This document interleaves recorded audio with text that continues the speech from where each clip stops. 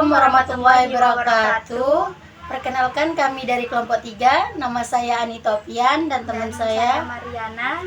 Nah, di sini kita akan membahas tentang pengertian istirahat dan tidur. Baiklah, di sini saya akan menyampaikan materi yang pertama, yaitu pengertian istirahat dan tidur. Istirahat dan tidur merupakan kebutuhan dasar manusia yang dibutuhkan, di mana istirahat merupakan keadaan tubuh yang rileks tanpa tekanan dan kecemasan atau ansietas. Sedangkan tidur merupakan keadaan tidak sadar sebagai fungsi protektif tubuh yang melakukan perbaikan dan pemulihan jaringan setelah beraktivitas yang dapat dibangunkan kembali. Nah, jadi kita sebagai manusia tidak hanya membutuhkan makan, minum, vitamin, dan lain-lain, tetapi kita juga membutuhkan istirahat dan tidur.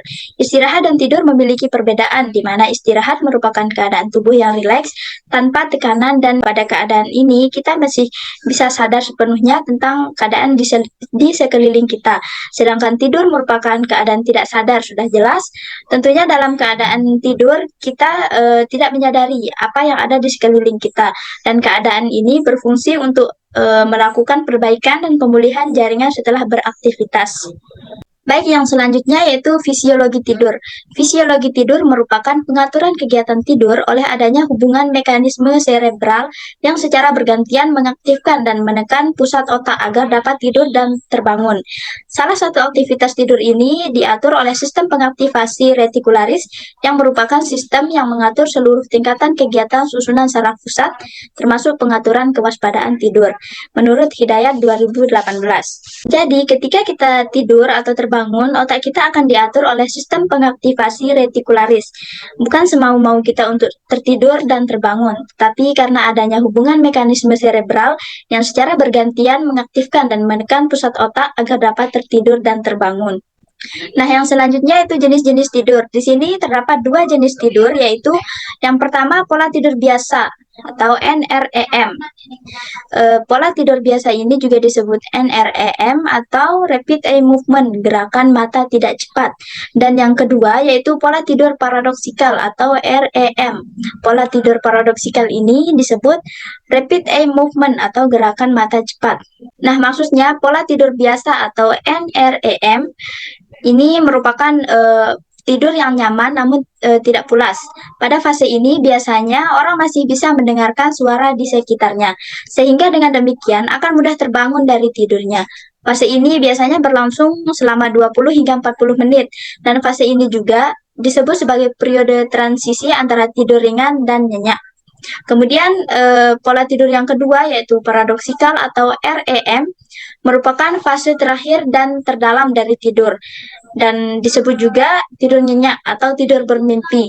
Ketika memasuki fase ini, pernapasan akan menjadi lebih cepat dan tidak teratur. Nah, yang selanjutnya itu fungsi tidur. Di sini ada beberapa fungsi tidur, diantaranya yaitu untuk mengembalikan konsentrasi dan aktivitas sehari-hari, memelihara kesehatan optimal dan mengembalikan kondisi fisik, memperbaiki keadaan fisiologis serta biologis, melepaskan stres dan ketegangan, memulihkan keseimbangan alami di antara pusat-pusat neuron, serta memperbaiki proses biologis dan memelihara fungsi jantung. Ya, mungkin hanya ini materi yang saya sampaikan.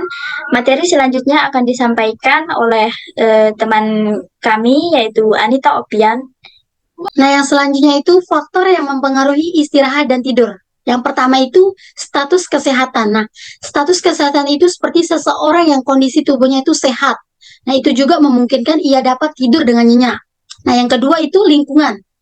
Nah, pada lingkungan yang tenang dapat memungkinkan seseorang tidur dengan nyenyak. Nah, dan begitu juga sebaliknya.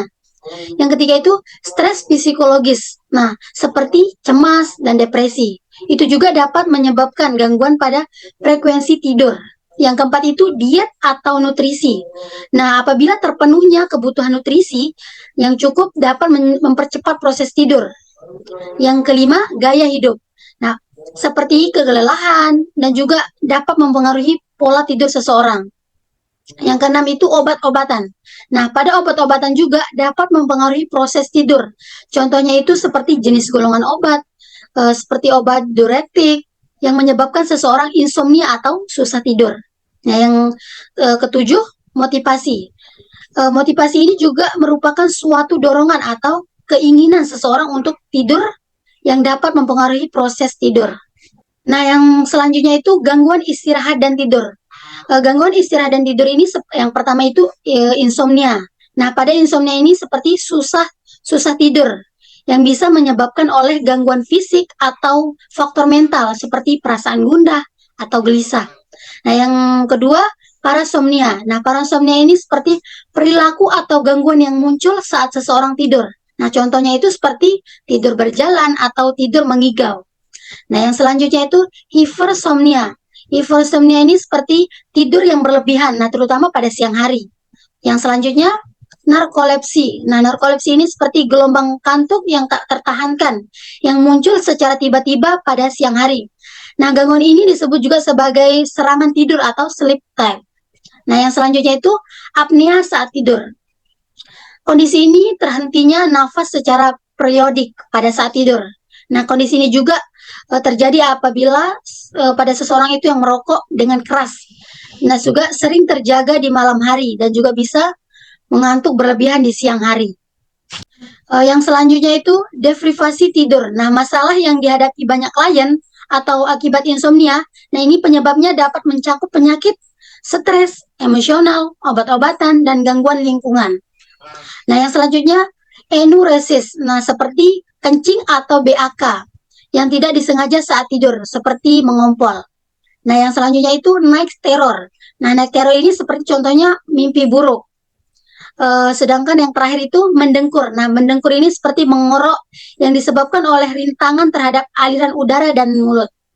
Yang selanjutnya itu menyiapkan tempat tidur terbuka dan tertutup. Nah, dikatakan tempat tidur terbuka atau tempat tidur tertutup itu, yang pertama kita akan bahas tempat tidur terbuka. Nah, dikatakan tempat tidur terbuka apabila tempat tidur dalam keadaan terbuka atau tidak ditutup spray besar. Setelah dipasang spray, perlak, selimut, dan sarung bantal. Nah, namun tidak ditutup secara keseluruhan oleh spray besar. Nah, yang sedangkan tempat tidur tertutup dikatakan tempat tidur tertutup yang setelah pasang spray seperangkat alat spray, perlak, dan selimut. Nah, kemudian juga ditutup keseluruhan dengan spray besar sehingga semuanya dalam keadaan tertutup. Nah, selanjutnya itu tujuan tindakannya. Yang pertama itu dapat dipakai sewaktu-waktu dan juga selalu kelihatan rapi, selalu terlihat bersih, memberikan perasaan senang dan nyaman kepada pasien. Nah, selanjutnya itu ke peralatannya. Yang pertama itu ada tempat tidur dan bantal, ada pengalas, spray atau laken. Nah, tempat tidur dan bantal itu yang berfungsi untuk beristirahat pasien atau klien. Sedangkan pengalas itu berfungsi untuk menyerap dan menahan cairan dengan cepat dan mudah. Yang ketiga itu spray atau laken. Nah, itu berfungsi untuk menutupi kasur dan juga untuk menjaga kenyamanan pasien. Yang keempat itu pengalas. Nah, di sini pengalas dan perla itu mempunyai fungsi yang sama, namun perbedaannya itu seperti sedang pengalas itu biasanya digunakan di rumah sakit atau puskesmas, klinik. Nah, perla ini biasanya digunakan pada pribadi bagi pasien atau orang yang bermasalah dalam mengontrol keluarnya cairan sehingga tidak membasahi atau mengotori kasur atau matras. Yang kelima itu stek laken. Nah, stek laken ini berfungsi sebagai alas tubuh pasien agar tidak lengket. Yang terakhir itu boven. Nah, boven ini berfungsi untuk menjaga privasi pasien. Nah, di sini yang terakhir itu selimut. Nah, selimut ini untuk menyelimuti pasien pastinya. Nah, yang terakhir itu sarung bantal. Sarung bantal ini untuk menutupi bantal agar tidak terkena bulu-bulu bantal tersebut. Nah, sekian dari saya, kurang dan lebihnya saya mohon maaf. Assalamualaikum warahmatullahi wabarakatuh. Baiklah, hanya ini dari kami, kurang dan lebihnya kami mohon maaf. Sekian, assalamualaikum warahmatullahi wabarakatuh.